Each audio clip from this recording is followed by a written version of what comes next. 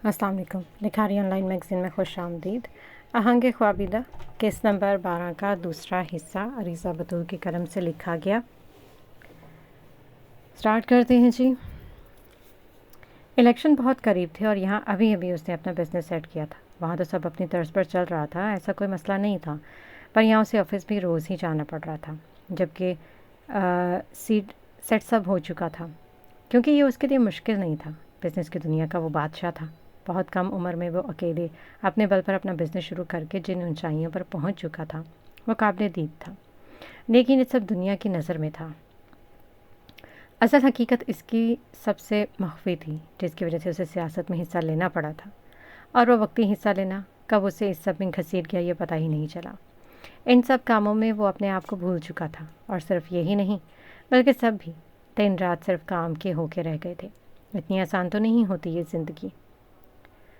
अभी भी वो गज़वान और वो दोनों ऑफिस से निकलकर शदीद थकन के बावजूद एजेंसी पहुंचे थे। बाकी चारों तो पहले से ही यहाँ पर मौजूद थे।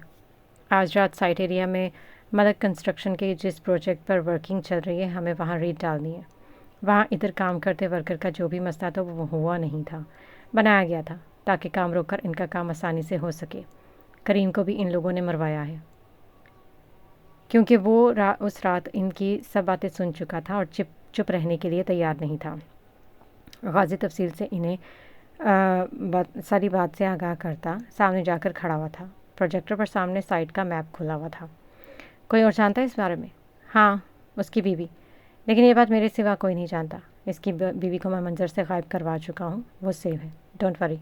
गुड, ठीक है देन, बैकअप के लिए फोर्स को गाइड कर दिया गया। तुम लोग आज रात ही इनके अंजाम तक पहुँचाओगे। यस रात, पास खड़े तीनों ने एक आवाज़ होते कहा, जबकि दो ने एक गहरी सांस लेते कुछ सोचा था। हमें बहुत होशियारी से काम लेना होगा। सिर्फ ड्रग्स की स्मगलिंग नहीं है, बल्कि गैर कानूनी असलहों का सौदा होना है।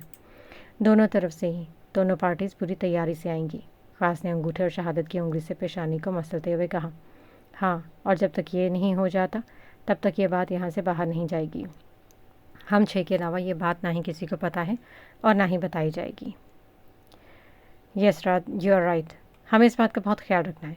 पहले भी बातें लीक हो चुकी हैं। कोई बेगैरत इस तरफ का मुखबिर है जो हमारे बीच रहकर हमारे सीक्रेट्स बाहर लीक कर रहा है, वरना इट्स इम्पॉसिबल कि हम अब तक उन सब तक पहुंच नहीं पा रहे, ख़ासकर इस जी तक जो इन सब की ढाल बना हुआ है। वुल्फ ने कहते अपने बालों पर हाथ फेरा। सुरमई आंखें गहरी हुई थी। इंशाल्लाह वो वक्त दूर नहीं जब वो हमारी कैद में होगा, सियाल ने कहते पहलू बदना। एक और बात, ए भी तुम लोगों के साथ नहीं जाएगा। रात ने आपसे अदास में कहते खास को देखा। क्यों? एबी के साथ साथ सबने उसे नज़रें उठाकर देखा। एजेंट, पहले अपने आप को इस काबिल तो कर लें कि आपको किसी महाज पर भेजा जा सके। आप मुझे डिग्रेड कर रहे हैं रात। उसकी नज़रों में तकलीफ़ का तासर उभरा था। जाइए, आप आराम कीजिए घर में, कुछ दिन की छुट्टियों पर हैं फ़िलहाल आप। उसने उसके टांग की गर्ज से कहा था, पर वो शायद कुछ देर पहले हुई बातों पर ही सोच रहा था, जो इसे कुछ और ही लगा। रात ने भी कंधे उचकाए। क्या फ़र्क पड़ता था? अच्छा, ज़रा दिमाग जगह पर आए। You can do this to him. Sniper और सियाल ने बेयकीनी से उसकी जानिब देखते कहा, यहाँ का बॉस मैं हूँ और मैं ही डिसाइड करूँगा ये सब, आप लोग नहीं। बेइतनाई से कहते वो अपनी सीट पर बैठा। कुछ हुआ है? वो अपने ख़ास की जानिब झुकते आगे बढ़ते इस्तफसार किया। इन लोगों से पूछो, ये कहता अपना सर कुर्सी की पुर्ज से टेक लगा। अभी ने एक नज़र खास पर डाली थी। Meeting is done, you all may go now. रात ने इन्हें बाहर जाने की इजाज़त दी, जबकि वहाँ खड़े तीनों नफूस को तो ऐसा लगा था कि जैसे इनको साफ साफ यहाँ से दफ़ा हो जाने का कहा गया है। ए भी अपनी सुर्ख होती आंखें मसलता बाहर की तरफ निकलता चला गया। जिन आँखों को सामने बैठा शख्स जो इनका लीडर था, इनका मेंटोर था, वो इसकी आंखों को उकाब की आंखें कहता था, जो अपने शिकारी को बहुत दूर से पहचान लेती थी। आज इन आंखों की ये सुर्खी उसे कहीं बेचैन कर गई थी, लेकिन ये इसका काम था, और काम से समझौता रात ने सीखा ही नहीं था। इसके पीछे वो दोनों भी मीटिंग रूम से निकल चुके थे। पीछे सिर्फ खास और वुल्फ बैठे रह गए थे रात के साथ। Let it go, next time से नहीं करेगा। वुल्फ ने इसे समझाना चाहा। उनके लिए ये सज़ा ज़रूरी है। कब से खामोश थोड़ी पर मुट्ठी रखे बैठा खास अब बोला था, चुप कर जाओ, तुम तो हो ही सख्त आदमी। यही तरीका है इन लोगों को इंसान बनाने का, वरना तुम्हें मिलेंगे नहीं ये ज़िंदगी की डोर टूटे اس سے اچھا ہے کہ ان کا دل ٹوٹ جائے، خاص نے کہتے اسے دیکھا۔ یہ ذہنی ٹارچر ہے۔ ولف نے پھر اس کی بات کی نفی کی۔ وہ ٹھیک ہے رات، یہ چھوٹے موٹے زخموں سے ہمارا کچھ نہیں بگڑتا، یہ آپ ہی جانتے ہیں۔ اور کس بات کا ڈر ہے؟ کس لیے یہ سب؟ کیا اس جگہ پر آنے سے پہلے اپنے سر پر کفن باندھ کر نہیں نکلے تھے ہم؟ کیا یہاں آنے سے پہلے یہ نہیں جانتے تھے کہ آخری سانس تک اس ملک کے لیے گروی رکھ چکے ہیں؟ مجھے تو کہیں سے پروفیشنل نہیں لگ رہا۔ پروفیشنلزم کے نام پر رشتوں کی محبت میں کمزور فیصلے نظر آ رہے ہیں۔ اپنی بکواس بند کرو، رات نے کہتے کرسی سے لگی ٹیک چھوڑی۔ ایسے سچ ایسے ہی برا لگتا ہے؟ وہ بھی تیزی سے بولا۔ ولف، خاص نے اسے اس کے انداز پر ٹوکا۔ منافق، منہ ہی منہ میں کہتا کرسی کے پرس سے ٹیک لگا گیا۔ سرمئی آنکھیں مغرور تو انتہا کی تھیں۔ اصول بھی ہوتے ہیں کچھ کام کرنے کے۔ کیا یہ ٹھیک تھا کہ کسی کو انفارم کیے بغیر خود ہی آگے کے موو پلان کر کے اس پر عمل کر لینا؟ یہ ہوتا ہے ہمارے کاموں میں، ایسے کرتے آئے ہیں جو آج تک سب۔ گلی لکڑ کی لڑائی کی تھے کیا جو 10 لڑکے آئے کرنے اور یہاں سے چلے گئے لڑنے؟ بولو، چپ کیوں ہو؟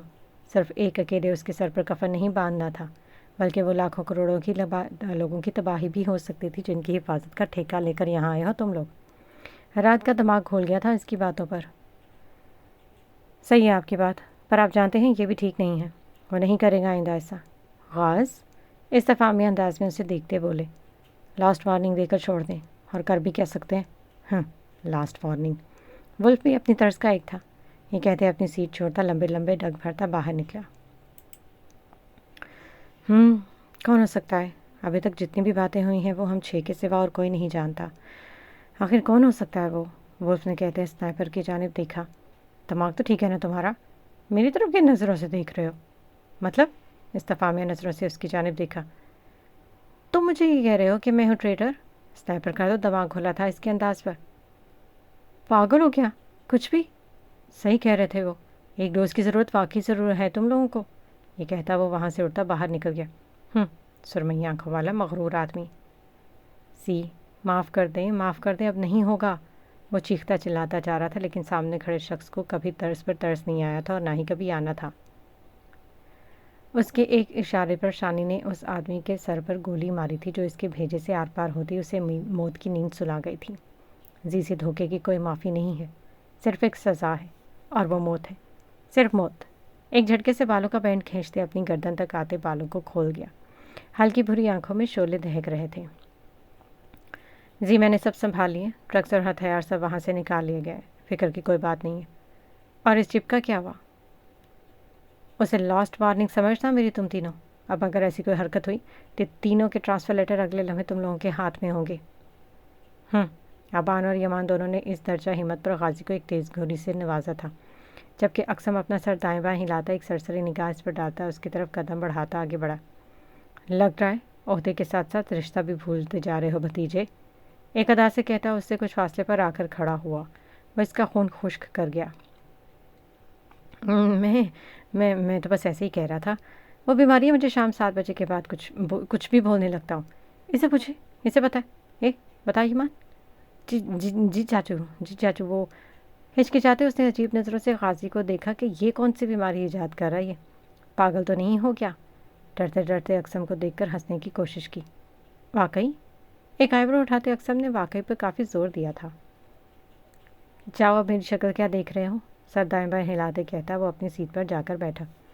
چاچو، وہ ابان نے پھر سے کچھ کہنا چاہا۔ اگر اب مجھے ڈسٹرب کیا تو بخدا جن گارڈز کے سامنے یہ اونچی گردن لیے آتے جاتے ہو نا، انہیں سے دھکے دے کر باہر نکلواؤں گا۔ تیز نظروں سے انہیں گھورتے وہ ان کے لفظ حلق میں ہی گھونٹ گیا تھا۔ کوئی بعید نہیں تھا کہ وہ یہ کر بھی گزرتا۔ تینوں نے سکون کا سانس لیتے صوفے کی پرس سے ٹیک لگائی۔ سلطان کو وہ بلیک میلنگ کال کرنے والی کوئی اور نہیں، دیبا تھی۔ اسی کے پاس ہے چپ۔ دیبا؟ اس لڑکی کو کس طرح سمجھاؤں میں؟ بالوں میں انگلیاں پھنساتا پیچھے کی طرف لے جاتے سیدھے ہاتھ سے گردن کو سہلاتے آگے کی طرف لا کر ایک ادا سے گردن موڑتے اس کی جانب دیکھا۔ فون کرو اسے اور بلاؤ ابھی اسی وقت۔ پرزی وہ اس وقت اپنی بات پر مقابل کی اٹھی آئیبروز اسے اپنی بات مکمل کرنے سے روک گئی تھی۔ میں کال کرتا ہوں، یہ کہتا ایک نمبر ملا۔ کہاں ہوں؟ تم لوگوں کی طرح فارغ نہیں ہوں، کام کرتی ہوں وہیں ہوں۔ سلطان کے کارناموں کی جو چپ تیار کی ہے نا تم نے، وہ لے کر ابھی کے ابھی یہاں پہنچو۔ कौन सी चुप? क्या बकवास कर रहे हो? तुम्हें लगता है कि तुम हमसे छुपा सकती हो? सुल्तान ने ज़ी से कहा है कि इस शख्स को ढूंढा जाए जिसने उसे ये ब्लैकमेलिंग कॉल की है, और मुझे नहीं लगता मुझे तुम्हें ये बताने की ज़रूरत है कि ज़ी के लिए ये मुश्किल नहीं। देखो, मैं तुम लोगों के काम के बीच में नहीं आती, तुम लोग मेरे बीच में मत आओ। वो इनकी तर्ज में ही जवाब दे रही थी। ज़्यादा ज़बान नहीं चल रही है तुम्हारी लड़की। वो शायद जानती नहीं कि थी कि फ़ोन स्पीकर पर था, और कब से उसकी सारी बातें सुनता ज़ी अब इत्मीनान से कुर्सी खींचकर शानी को फ़ोन अपने सामने टेबल पर रखने का इशारा करता बैठ चुका था। ज़ी? हालत को तर्क करती उसकी आवाज़ पर उसकी ज़बान की लर्जिश वहाँ मौजूद हर शख्स ने सुनी थी। कुछ कह रही थी। एक बार फिर उसकी भारी आवाज़ उसकी समातों से टकराई। ज़ी, मैं आंखें मिचते उसे अपने आप पर गुस्सा आया था कि वो क्यों डर रही है इसे। चिप मुझे चाहिए। नहीं मिल सकती। पता नहीं कहाँ से उस लड़की के अंदर इतनी हिम्मत आई और वो बोलती चली गई। क्या कहा? ज़ी से ज़्यादा वहाँ खड़े आदमियों को इसकी हिम्मत पर, उसकी दिमागी हालत पर शुबा हुआ। वही जो आपने सुना। तुम्हारा दिमाग तो ठीक है लड़की। देखें, मैं आपके काम के बीच में नहीं आती और आप भी तो किसी दूसरे के काम के बीच में नहीं आते। फिर क्यों? ज़ी से इस तरह बात करने की शायद इस लड़की में ही इतनी जुर्रत थी, और ये जुर्रत भी ज़ी की ही दी गई थी। वो इसको हर बार छूट दे दिया करता था। वजह सिर्फ इसका मबसाम फयाज़ की बहन होना था। यहाँ पहुँचो फ़ौरन, ये कहते फ़ोन बंद कर दिया। मैं नहीं आऊँगी। मार देंगे ना, ज़्यादा से ज़्यादा मार दें, पर अब और नहीं छोड़ सकती मैं इसको। मेरे और मेरे इंतकाम के बीच में कोई नहीं आ सकता। कोई नहीं, सी भी नहीं। उसके फ़ोन रखने पर शानी के नंबर पर उस लड़की का वॉइस नोट आया था, जिसे सुनते ज़ी ने एक ज़बरदस्त घुरी से फ़ोन की सिमत देखा, फिर शानी को देखा। जाओ और इसे लेकर आओ, वरना बेमौत मारी जाएगी। ख्याल रखना, सुल्तान को कानो कान खबर नहीं होनी चाहिए कि ये इसका किया धरा है। जी। शानी तेज़ी से बाहर निकला। बाहर निकलते उसने सुकून का सांस दिया। ये लड़की हम सबको मरवाएगी किसी दिन, अपने आप से कहते वो गाड़ी में बैठा। थकन से चूर होने के बावजूद वो थका हारा सा इनके कमरे में आया। बात ही इतनी अहम। अंदर आ सकता हूँ? दरवाजे पर दस्तक हुई। खैर, आज यहाँ का रास्ता कैसे याद आ गया? दरवाजे पर होती दस्तक पर तो वो किसी की आवाज़ पर उन्होंने कुरेशिया बनाता दुपट्टा नीचे रखते नज़रें उठाकर दरवाजे की सिमत देखा। क्यों, मैं यहाँ नहीं आ सकता? आ सकते हो, ज़रूर आ सकते हो, पर आते नहीं हो ना, इसलिए। चाची, आप जानती हैं मैं इनके बारे में वो तर्जुमे नहीं सुन सकता जो आप और समाया उनके लिए इस्तेमाल करती हैं। बेटी है वो मेरी, जो चाहे कहूँ। मुझे आज तक वो बहुत मजबूत लगी है, एक मुकम्मल और कामयाब औरत। लेकिन आज मुझे महसूस हो रहा है कि वो तो अपनी ज़िंदगी के बहुत बड़े बाब में हारी हुई औरत लिखी जा चुकी है। किस कदर खुश हो जाएगी वो ये जानकर कि आज उनकी माँ इन पर हक जता गई है। इन्हें बेटी कह गई है, पर किस कदर बदकिस्मत है वो कि इनकी माँ का ये हक जताना सिर्फ इसलिए है कि वो इसके लिए तल्ख जुमले इस्तेमाल करने का हक हासिल करना चाहती हैं। हल्का सा हंसते वो तकलीफ ज़दा से लहजे में बोलता इन्हें झंझोड़ कर रख गया था। क्यों आए हो? इसके लिए लड़ने आए हो? आपको वाकई ऐसा लगता है?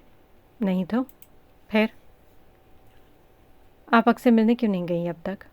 एक गहरी सांस फिजा में खारिज करता वो ठंडी यख ज़मीन पर घुटने टेकते इनके पाँव के पास आकर बैठा। इनके घुटने पर हाथ रखा। एक लम्हे के लिए उसका लहजा इनके लफ्ज़ स्लब कर गया। वो हैरत से इस लड़की को देखेंगे जो इस कदर ठंड में यख ज़मीन पर घुटने टेके बैठा था। तुम इस सब में नहीं पड़ो और इधर आओ, ऊपर बैठो। गला तर करती इसके हाथ को देखते बोली, जो इनके घुटने पर इंतहाई मोहब्बत से रखा हुआ था।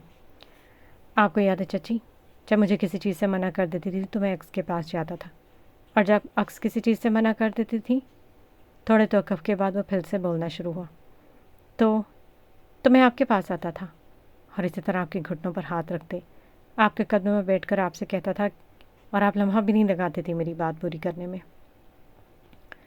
बिना बल्कि झपकाए वो इन्हें देख रहा था, जबकि इनकी नज़रें उसके उसी हाथ पर जमी थी। पर इनकी नज़रों के सामने इस वक्त एक छोटे से बच्चे के नाजुक से हाथ आए थे, और वही मासूम सी आवाज़ जो चाची कहता इनसे बड़े मान से अपनी बात मनवा लिया था। आप जानती हैं मैं आपसे ये बातें क्यों मनवाना छोड़ दिया? खाने की टेबल पर छाई खामोशी ग़ज़वान और अबान दोनों ने ही महसूस कर ली थी।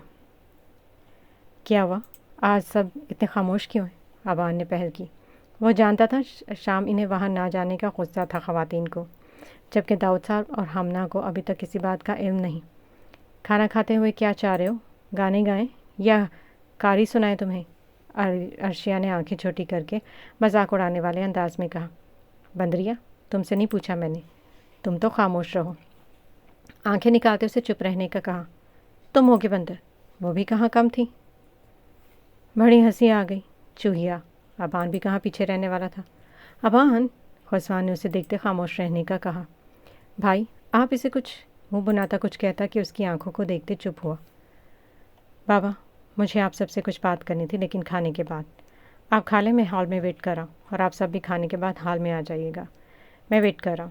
وہ کھانا کھا چکا تھا، پلیٹ آگے کرتا اٹھ کھڑا ہوا۔ بھائی، میں بھی آیا، یہ کہتا اس کے پیچھے بھاگا، جیسے تائی اماں دادی کی نوالا نگاہیں سے نوالا اجل سمجھ کر کھا ہی نہ جائے۔ دادی نے تو گھور کر دیکھا تھا اسے۔ سب کھانے سے فارغ ہو کر یہیں آ گئے تھے، جہاں بڑے سے ہال نما لاؤنج میں وہ سنگل صوفے پر ٹانگ جمائے بیٹھا تھا۔ سب نے آ کر اپنی اپنی جگہ سنبھالی۔ انہیں دیکھتا وہ ٹانگ سیدھی کر کے بیٹھتا، دونوں ہاتھوں کی انگلیوں کو آپس میں پیوست کیا۔ بابا، میں بنا کسی لگائی لپٹی کے بات کرنے کا عادی نہیں ہوں، یو نو دیٹ۔ سو سیدھی سیدھی بات ہے، کیا آپ نے کبھی بڑی پھپھو کو ڈھونڈنے کی کوشش کی؟ کیا آپ نے انہیں معاف کر چکے ہیں؟ تحمل سے وہ اپنی بات ان کے گوش گزار رہا تھا۔ ماں اور دادی کی آنکھیں جہاں پر نم ہوئی تھیں، وہیں تحسین بیگم کے چہرے پر پسینے کے چند قطرے چمکے تھے۔ آج یوں اچانک کیوں؟ پلیز، ابھی صرف مجھے اپنا جواب چاہیے۔ صرف یہ جاننا چاہتا ہوں کہ آپ کا اور چاچو کا اس کے بارے میں کیا رد عمل تھا اور ہے۔ کہاں ہے زی؟ پلک جھپکنے کے سے لمحے میں وہ اس بڑے سے بہرنما سیام مینشن کے باہر کھڑی تھی، جسے دیکھتے گارڈ فوراً دروازہ کھولتے سائڈ پر ہوئے تھے۔ تیزی سے اندر جاتی وہ بھی راہداری میں ہی تھی کہ اسے شانی نظر آئے۔ جاؤ اندر ہی ہیں، اسے اوپر سے نیچے تک دیکھتے احسان کرنے والے انداز میں جواب دیتا خود واپس اندر کی جانب بڑھ گیا۔ اب باہر جا کر کیا کرنا تھا جب وہ آ چکی تھی؟ سارا کام جلدی جلدی سٹاف کو سمجھا کر 200 کی سپیڈ سے بھاگی تھی۔ لاکھ بہادر صحیح، پر زی کے سامنے سب کی دھری رہتی تھی۔ آخر یہ بہادری اسی کی دی ہوئی تھی۔ یہ انداز نہ اپنے کسی اور کو دکھانا، میں منہ توڑ کر تمہارے ہاتھ میں رکھ دوں گی، کاٹ کھانے کے انداز میں کہتے تیزی سے اس کے آگے سے نکلتے اندر کی طرف بڑھ گئی۔ کٹخونی بلی، جب دیکھو کھانے کو دوڑتی ہے، یہ کہتا قدم اس کے پیچھے ہی بڑھایا۔ اس کے دروازے کے باہر رکتے اس نے پلٹ کر اپنے پیچھے آتے شانی کو دیکھا۔ اندر اور کوئی ہے؟ پیچھے ہٹو۔ اس کے تھوڑی دیر پہلے والے انداز میں تیزی سے اس کے آگے سے نکلتا ہے بنا نوک کیے وہ اندر داخل ہو گیا تھا۔ اسے اپنی اہمیت کا احساس دل جلانے والی مسکراہٹ اس پر اچھالتا دروازہ بند کر دیا۔ سی وہ آ گئی ہے، بلاؤ۔ جی، یہ کہتا دروازہ کھولتے اندر آنے کا کہا۔ آ جاؤ۔ ڈرتے ڈرتے اس نے اپنے قدم کمرے میں داخل کیے۔ فون پر تو کافی بہادری دکھا چکی تھی، پر اب جب وہ سامنے تھا تو دل سوکھے پتے کی مانند پھڑا رہا تھا۔ فون پر تو کافی ہمت کا مظاہرہ کر رہی تھی۔ اس کے ڈرے سہمے اس شدید تن میں بھی پسینے سے تر ہوتے چہرے کو دیکھتے بولا۔ زی کے چہرے کے سمت دیکھنے سے بھی گریز بڑھتی وہ اس کے سامنے کرسی پر بیٹھی تھی۔ وہاں کھڑا شانی اس کی ہمت پر داتے نظروں سے اس کی جانب دیکھتا رہ گیا۔ وہیں وہ زی کے گھنے پونی میں قید بال، ہاتھ میں پہنا عقیق کا بریسلٹ جسے وہ مسلسل دوسرے ہاتھ سے گھما رہا تھا، وہ نہ دیکھ کر بھی محسوس کر سکتی تھی۔ کافی چھوٹی عمر سے دیکھتی آ رہی تھی، وہ اس کی ایک حرکت سے واقف تھی۔ وہ چپ کہاں ہے؟ وہ پروسیکیوٹر اکس حیدر شاہ کے پاس، وہ میں انہیں بھیج چکی ہوں۔ دیبا فیاض، دھاڑتے وہ اپنی بھاری کرسی کو پیچھے دھکیلتا اٹھ کھڑا ہوا تھا۔ اسے دیکھ دیبا بھی اپنی جگہ سے اٹھی تھی۔ یہاں سے چلی جاؤ لڑکی، نہیں تو سلطان سے پہلے میرے ہاتھوں ماری جاؤ گی، اور میں موت میں نرمی نہیں برتتا۔ جاؤ۔ اس کے لہجے میں آگ کی سی تپش تھی۔ نہ ہم دونوں کل سے ان سے ناراض تھے اور نہ آج ہیں۔ ہم دونوں نے انہیں ڈھونڈنے کی بہت کوشش کی تھی میرے شیر، پر وہ ہمیں نہیں ملی۔ ہمارے معاف کرنے کا تو سوال ہی نہیں ہے۔ وہ سب بابا کی وجہ سے تھا۔ بابا کا حکم تھا، لیکن پھر بابا نے ہی کہا تھا کہ ہم انہیں ڈھونڈے پر وہ نہیں ملی۔ تو پھر آپ دونوں نے ان کا ساتھ کیوں نہ دیا؟ دادا کے خلاف نہیں جا سکتے تھے تو بہن کا ہاتھ تھامتے اس کے ساتھ کیوں نہیں چل دیے؟ کیوں نہیں روکا؟ کیوں نہیں کچھ پوچھا ان سے؟ ان کی صفائی سنی؟ کیا بھائی کا حق ادا کیا آپ لوگوں نے؟ بابا، بھائی تو بہنوں کا مان ہوتے ہیں، انہوں نے ایک دفعہ تو آپ لوگوں کی طرف نظریں اٹھائی ہوں گی، ہے نا بابا؟ چاہے ایک دنیا خلاف ہو جائے بابا، پر بھائیوں کو بہنوں کا ساتھ نہیں چھوڑنا چاہیے، وہ بچپن نہیں بھولنا چاہیے بابا۔ انہوں نے بھی بڑی آس سے اپنے محافظ کی سمت دیکھا ہوگا۔ ہاں صحیح کہہ رہے ہو، میں محافظ تو تھا اس کا، لیکن بہت کمزور، جو اپنی بہن کے لیے ذرا سی آواز بلند نہ کر سکا، ذرا قدم نہ بڑھا سکا۔ دیکھا تھا اس نے میری جانب، لیکن میں تمہاری طرح نہیں بن سکا میرے بیٹے۔ میں نے اس کا خالی بڑا ہوا ہاتھ خالی ہی چھوڑ دیا تھا۔ میں باپ کی تابے داری میں بھائی ہونے کا حق ادا نہ کر پایا۔ نہیں بابا، یہ تابے داری نہیں ہے، یہ ظلم ہے، ایک بھائی کا اپنی بہن کے ساتھ۔ تابے داری تو ایسے بھی ہو سکتی تھی کہ آپ اسی بہن کا ہاتھ تھامتے، باپ کا حکم سر آنکھوں پر رکھتے اور ان کے ساتھ نکل جاتے، انہیں اکیلا چھوڑتے۔ آپ کو عزت کا خیال نہیں آیا؟ ہاں، میں یہ ہمت نہیں کر پایا، نہ وہ کر پایا، نہ میں، دونوں اس معاشرے کے آگے جھک نہ سکے، ہم ہار گئے۔ بس کر دو غزوان، بہت ہوا۔ اس وقت جو انہیں ٹھیک لگا انہوں نے وہی کیا، بڑوں سے بھی غلطیاں ہو جاتی ہیں، بس کر دو اب اس بات کو۔ وقت وقت کی بات ہوتی ہے، شاید اس وقت تم ہوتے تو تم بھی یہی کرتے۔ آریہ بیگم نے اسے سمجھانا چاہا۔ وقت وقت کی بات؟ ہر یو سیریس ماں؟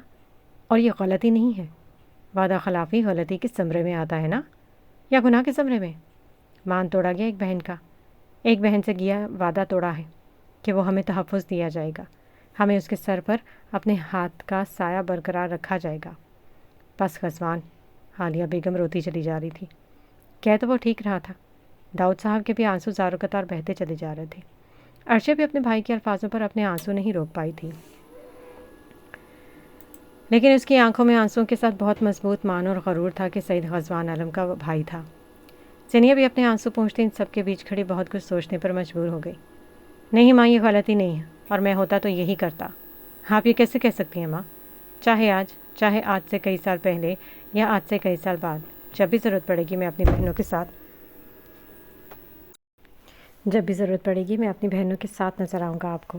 ان سے کوئی غلطی سرزد ہوئی گئی تو ڈانٹوں گا، سمجھاؤں گا، بات نہیں کروں گا، پر دنیا کی بھیڑ میں تنہا نہیں چھوڑوں گا۔ گھر کی عزت کو دھکے دے کر گھر سے باہر رولنے کے لیے نہیں پھینک دوں گا۔ جس بہن کو پورا بچپن اپنے ہونے کا یقین دلاتا رہا ہوں، جس بہن کو مجھ پر مان ہو، جس بہن سے ہمیشہ تحفظ فراہم کرنے کا وعدہ کیا ہوں، اسے یوں بے رحم دنیا کی جہنم میں نہیں جھونک دوں گا، کبھی نہیں۔ میری بہن کی غلطیاں بھی میری، اس کی سزائیں بھی میری۔ جب وہ میری سو کالڈ عزت کا بوجھ اپنے ناتواں کندھوں پر اٹھا کر پھر سکتی ہے، تو میں دنیا کی لغت میں اپنے ان مضمون کندھوں پر اپنی بہن کی غلطیوں کا بوجھ تو اٹھا ہی سکتا ہوں۔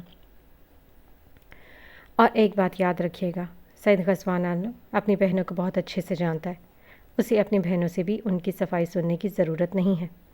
آج اس کا سارا غصہ اودھ کر آیا تھا، اس کی دماغ کی رگیں پھٹنے کے قریب تھیں کہ اس کے اپنے خاندان نے اپنے ہی خاندان کی بیٹی کے ساتھ یہ سب کیے۔ جس حقیقت کے پتہ چلنے پر جانے وہ کب سے صبر کیے بیٹھا تھا کہ صحیح وقت پر بات کرے گا۔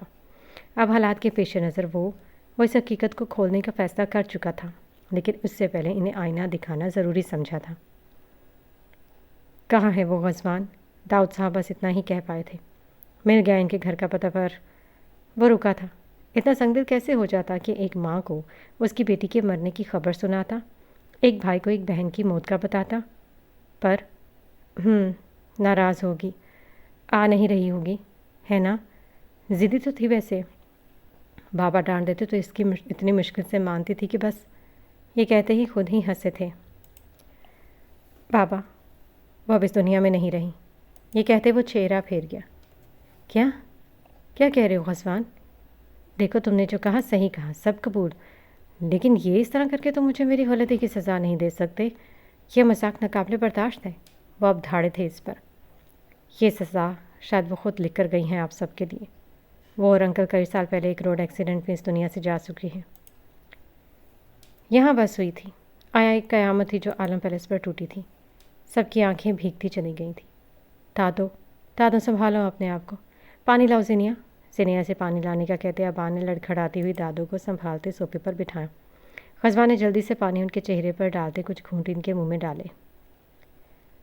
دادو پلیز، آپ تو اپنے آپ کو سنبھالنا ہے، ان کی بیٹیوں کو پیار کرنا ہے، اپنی بیٹی کی روح کو سکون دینا چاہتی ہیں یا نہیں؟ وہ روتے ہوئے سر ہاں میں ہلا گئی۔ پھر صبر کرے، میں جلد آپ کو لے چکوں گا۔ اب روئے نہیں، ورنہ پھپھو کو اور تکلیف ہوگی نا۔ روتی وہ چہرہ اس کے کندھے پر رکھ گئی۔ مجھے لے جاؤ میری بچیوں کے پاس، مجھے لے جاؤ غزوان۔ دادو تو اس سے لپٹتے نڈھال ہونے کو تھی۔ ایسا نہیں کریں آپ سب، اب غلطی تو نہیں سدھار سکتے ہم، پر پھر بھی دیکھیں وہ بہن ہے نا، اپنا حق جاگتے جاتے بھی ادا کر گئیں۔ 2 بیٹیاں ہیں ان کی، کچھ فرض ان کی طرف بھی بنتا ہے آپ لوگوں کا، وہ پورا کر لیں۔ شاید اس کی غلطی کا کچھ پچھتاوا ضمیر پر سے کم ہو جائے۔ داؤد صاحب کو روتے دیکھ کر ان کے کندھے پر ہاتھ رکھتا انہیں گلے لگایا۔ پاس کھڑی تحسین کی آنکھیں پتھر بنی ہوئی تھیں۔ مجھے ان کے پاس لے جاؤ غزوان۔ ہم چلیں گے بابا، جلد چلیں گے، پر پلیز پہلے اپنے آپ کو سنبھالیں، کیوں تو ہم ان کے زخموں کو پھر ادھیڑ دیں گے۔ انہیں سمجھانے کی کوشش کی۔ سنبھالیں دادا اپنے آپ کو، ابھی تو ان دونوں سے ملنا باقی ہے یار، بتایا تھا نا کتنے ڈرامے باز ہیں دونوں۔ چلیں ٹھیک ہو جائیں، جلد ہی چلیں گے، رونے سے تکلیف ہوگی آپ کی بیٹی کو، اور آپ بھی چپ ہو جائیں ورنہ اور بہن کو تکلیف پہنچائیں گے۔ اب ان کی بیٹیوں پر بھانجی اور بہن دونوں کی محبت جتا لیجیے گا۔ ایک ویسے آپ ہی کی کاپی ہے، بہت جلد غصہ آ جاتا ہے اسے، اور ایک آپ کی بہن کی، بہت معصوم پیاری سی۔ ماحول کو کچھ نارمل کرنا چاہا تھا، وہ نہیں چاہتا تھا کہ یہ سب ان سے اس طرح ملتے ان کے زخموں کو پھر سے ہرا کر دیں۔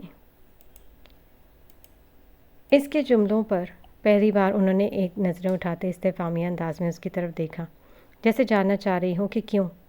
کیونکہ جب سے ہوش سنبھالتا گیا، ایک سوال میرے ذہن میں آتا، مجھے تنگ کرنے لگا تھا کہ آپ میری بات میری محبت میں مانتی ہیں یا صرف عکس کی نفی کے لیے۔ اس کی بات پر ایک لمحے کے لیے ان کی آنکھوں میں شکوہ اترا۔ وہ انہیں اس قدر پتھر دل سمجھ بیٹھا تھا، اور بس اس سوال کا جواب تو مجھے آج تک نہیں ملا، پر میں نے منوانا چھوڑ دیا۔ اور دیکھیں، آپ سے منوانا کیا چھوڑا، آپ کی بیٹی نے بھی ماننا چھوڑ دیا۔ ٹھہر ٹھہر کر کہتے ایک پھیکی سی مسکراہٹ اس کے دبوں پر ٹھہری گئی۔ واقعی بڑی بکی بیٹی ہے آپ کی، تو پھر آپ کیا چاہتے ہو؟ بس اتنا ہی بول سکتی تھی وہ۔ آج اپنے سوال کا جواب جاننا چاہتا ہوں کہ مجھ سے واقعی محبت ہے بھی یا نہیں۔ اس کی بات پر ایک گہری سانس لیتے انہوں نے بولنے کے لیے لفظ تلاشنے چاہے۔ بس اتنا کہوں گی کہ وہ سب تمہارے لیے تھا۔ عکس کی نفی میں نے کبھی کسی اور سہارے کی نہیں کی ہے۔ اس کے وجود سے نفی تو میں نے اس کے سامنے اس کی آنکھوں میں آنکھیں ڈال کر بڑی دیدہ دلیری سے کی ہے، جب بھی کی ہے۔ بہت سوچ کر کہتے، نہ ان کے لفظوں میں کوئی ڈھلک تھی اور نہ ہی لہجے میں۔ لیکن مقابل کھڑا لڑکا کیا کرتا کہ اس کا دل عکس حیدر شاہ کا خیمہ تھا، جہاں وہ بڑے دھڑلے سے رہا کرتی تھی۔ اپنے لیے ان کے لفظوں سے محبت محسوس کرتے ہوئے بھی وہ نظر انداز کر دیا کرتا تھا، کیونکہ عکس حیدر شاہ کی نفی تو اسے جلتے انگاروں پر بھی منظور نہ تھی۔ ٹھیک ہے، مان لیا، آپ عکس سے مل لائیں پلیز، زیادہ کچھ نہ کہیں، بس انہیں دیکھیں، پوچھ لیں کہ وہ کیسی ہے، بس اتنا۔ بہت مان سے کہتے وہ ابھی بھی ویسے کا ویسا ہی بیٹھا ہوا تھا۔ میں یہ نہیں کر سکتی، یہ کہتے اس سے نظریں پھیر گئی۔ کچھ بھی مانگ لو دایان، پر میں یہ نہیں کر سکتی، کسی حال نہیں۔ ان کی آنکھ سے ایک قطرہ گرتا اس کے ہاتھ میں جذب ہوا۔ چاچی چلیں ایک ڈیل کرتے ہیں، اس سے آپ کی انا پر کوئی حرف نہیں آئے گا۔ میں شاہ انڈسٹریز کا MD نہیں بنوں گا، میں پاپا کو منع کر چکا ہوں، اور یوشے کا نام لیا ہے، وہی بنے گا۔ اب سمجھے، آپ کو بس اس کے بدلے یہ کام کرنا ہے کہ آپ کو عکس سے ملنا ہے۔ ان کے گھٹنے سے ہاتھ ہٹا گیا تھا، جسے انہوں نے شدت سے محسوس کیا۔ وہ سیدھا ہوتا کھڑا ہوا، چہرے پر کوئی تاثر نہیں تھا، جیسے واقعی وہ بزنس ڈیل کر رہا۔ ٹھیک ہے، چلی جاؤں گی، جاؤ اب۔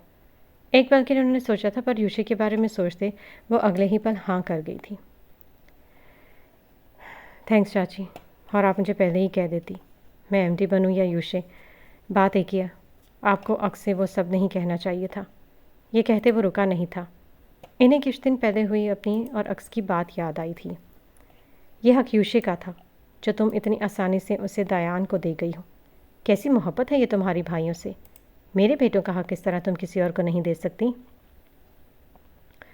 احتشام صاحب اور عکس کی باتیں وہ سن چکی تھی، جس پر احتشام صاحب نے عکس کو MD بنانے کی بات کی تھی کہ وہ اس گھر کی پہلی بڑی اولاد تھی، تو اسی کا حق تھا، پر وہ اس پوسٹ سے بہت آرام سے منع کر گئی تھی، یہ کہہ کر کہ پھر اس طرح تو اس گھر کا بڑا بیٹا دایان ہے اور یہ اس کا حق ہے، اور ویسے بھی وہ یہ سب نہیں جانتی تھی، وہ اپنی وکالت میں خوش ہے، اور لیگل معاملات میں تو وہ رہتی ہی آفس سے کنیکٹ تھی۔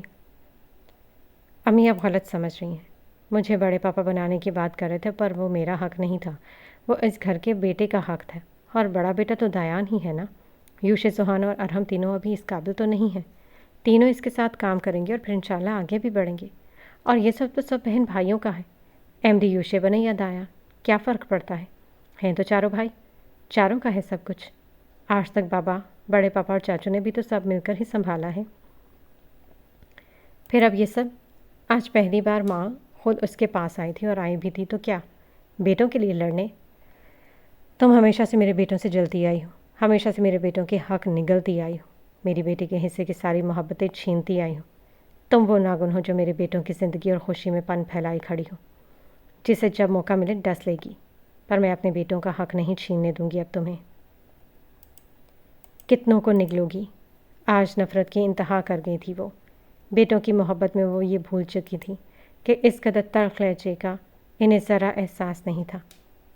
امی، اس کے قدم ڈگمگائے تھے۔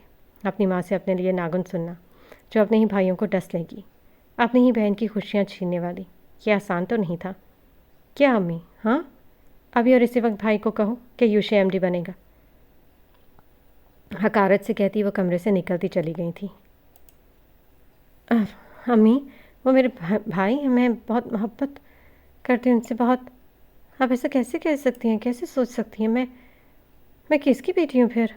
آپ کی بیٹی کی خوشیاں، بیٹوں کا حق کھا گئی میں، اور میرا؟ یہ کہتی وہ پھوٹ پھوٹ کر روتی زمین پر بیٹھتی چلی گئی تھی۔ وہ جو اس کے کمرے کے باہر سے گزر رہا تھا، ان کی باتیں سنتے اس کے قدم رکے تھے، اور ثانیہ بیگم کی باتیں اسے تیش دلا گئی تھی۔ تیزی سے وہ اپنے کمرے میں گم ہوتا، اپنے پیچھے دروازہ پوری طاقت سے دھڑ بند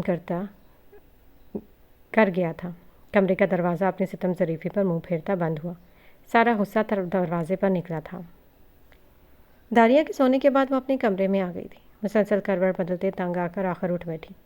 ایک نظر گھڑی پر ڈالی جہاں رات کا 1 بج رہا تھا، چپل پہنتے بستر پر پڑی، اپنی شال اٹھاتے شانوں پر پھیلائی اور قدم باہر لان کی طرف بڑھائے۔ سردی کافی بڑھ چکی تھی اور باہر باغ کا موسم سنسنی خیز کے ساتھ ساتھ بہت حسین بھی لگ رہا تھا۔ درختوں کا تیز ہواؤں پر ماحول میں ہلچل پیدا کرنا اور پھولوں کی کھلکھلاہٹ اسے بھاتی اس کے اندر تک سکون پھیلا گئی تھی۔ شاید ٹھنڈ کے باوجود وہ اپنے خیالوں میں چپل سائیڈ میں اتارتی ننگے پاؤں ٹھنڈی اور زدہ گھاس پر چہل قدمی کرنے لگی۔ سردی کا موسم اسے کبھی راس نہیں آتا تھا۔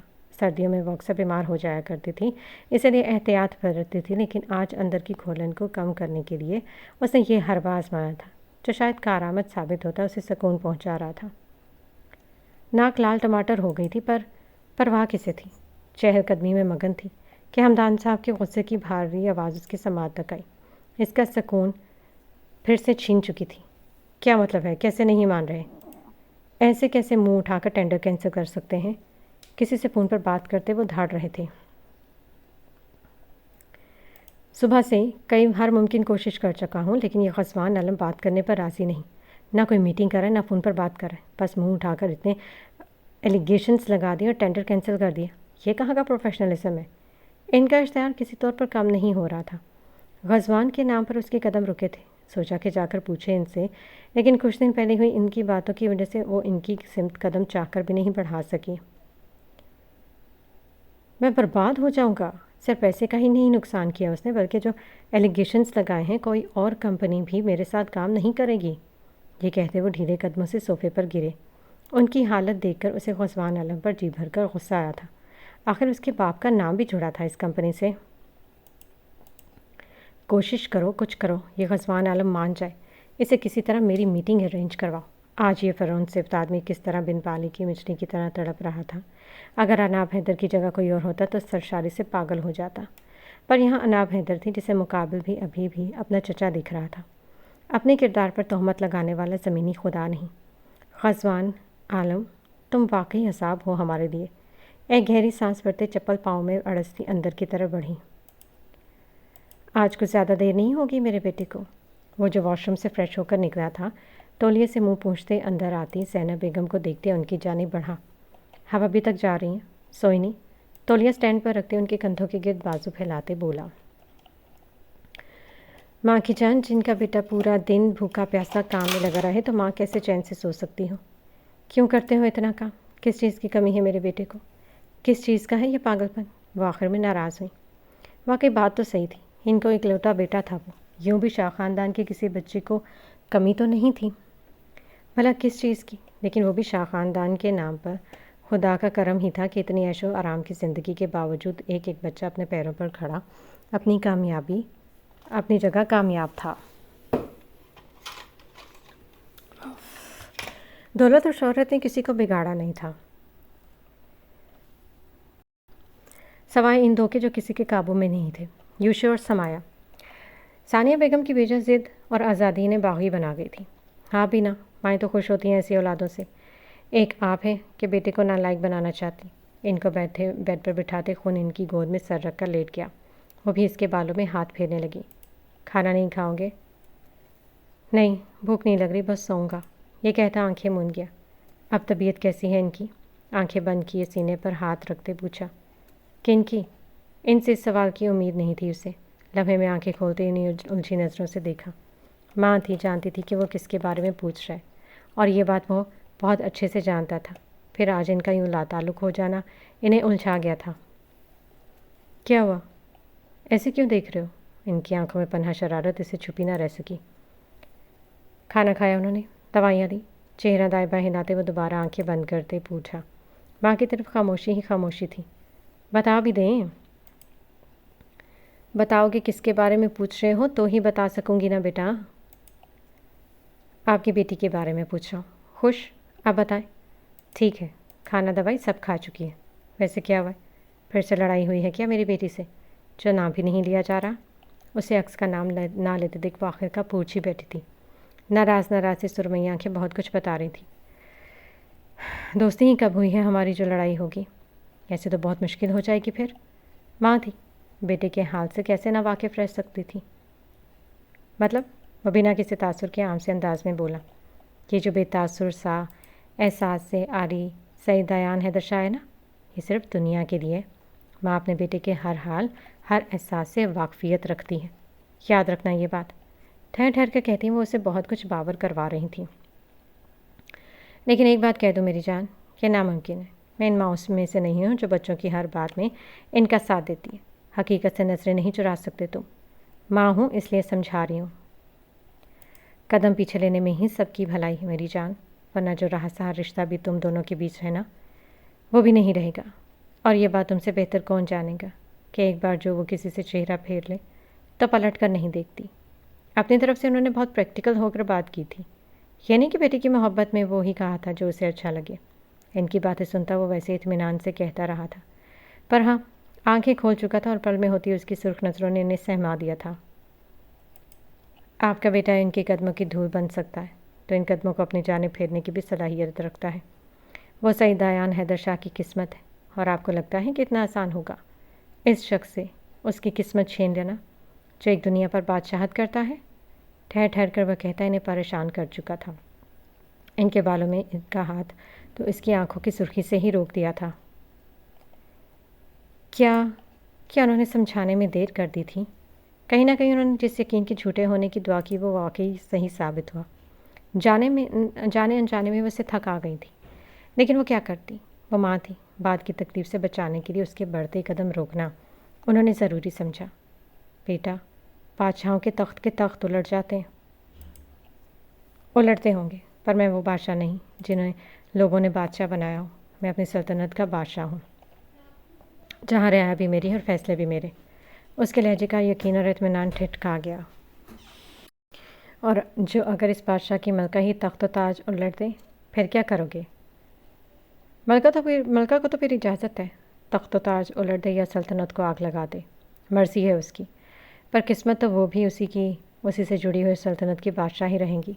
اس کے مہر شدہ لفظ اور غیر متسلسل عزم اس کے اٹل فیصلے کی گواہی دے رہے تھے۔ وہ جان گئی تھی کہ اسے واپسی کی راہ پر لانا ان کے لیے پہلے آسان تھا، نہ آج۔ کچھ لمحوں کے لیے کمرے میں گہری خاموشی چھا گئی۔ زینب بیگم کی آنکھ سے ایک قطرہ آنسو کا اس کے چہرے پر گرا تھا، اور وہ جو ایک تکلیف کے احساس سے اپنی مٹھیاں بھین چکا تھا ماں کے آنسو پر اچانک سے اٹھ کر بیٹھتا، ان کا چہرہ ہاتھوں کے پیالوں میں بھرا۔ کیا یار ماں، آپ کو تو بہت پسند ہے، پھر کیوں؟ بالکل، اس میں اور تم میں کوئی فرق نہیں ہے میرے لیے، جبھی تو کہہ رہی ہوں میری جان، میں اسے بہت اچھے طریقے سے جانتی ہوں، دونوں کے حق میں بہتر نہیں ہوگا یہ۔ تو بس پھر قبول کر لیں پھر دونوں کی تباہی، کیونکہ میرے پیچھے ہٹنے پر تو وہ چین سے رہیں گی نہیں، کیونکہ میں رہنے نہیں دوں گا۔